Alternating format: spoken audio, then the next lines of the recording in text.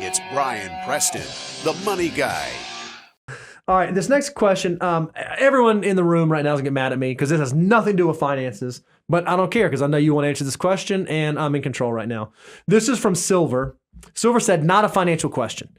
What kind of smoker does Brian have?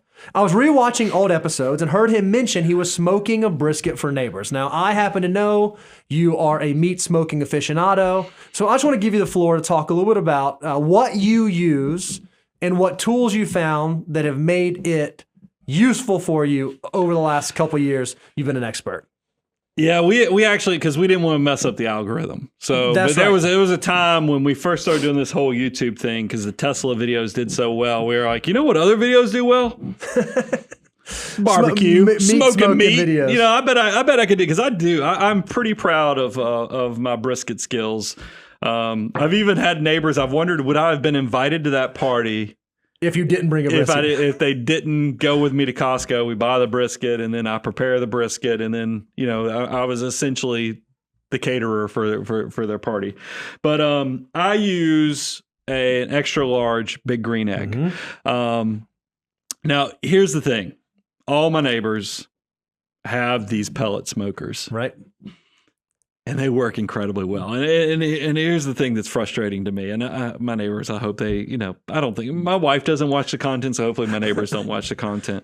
But it is frustrating that I had developed this skill set over many years of making awesome brisket, where you prepare it, you rub it down, put all the dry rubs on it, you set it on the grill around 11 o'clock at night, and you don't come back till, hours on end the next day to it, and you have to tend to the fire and so forth. But my neighbor, one of my neighbors had me over to have ribs. This is not too many months ago, and it was just glorious how good these ribs were.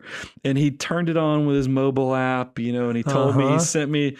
I was like, this seems wrong. But I also know that this is part of what happens with technology, is that things get easier. I mean, these pellet smokers, it's not like you have to go tend the fire to stoke it, because the thing with a big green egg, as anybody knows, you either have these like where you're using sawdust type pellets that are soaked in something that essentially start the fire, and then you have to sit there and practically blow on it. I even have the old thing, you would think I was running a locomotive where I'm blowing smoke on this thing. Or you can plug it in, this thing that heats up to the point that it sets the charcoal on fire.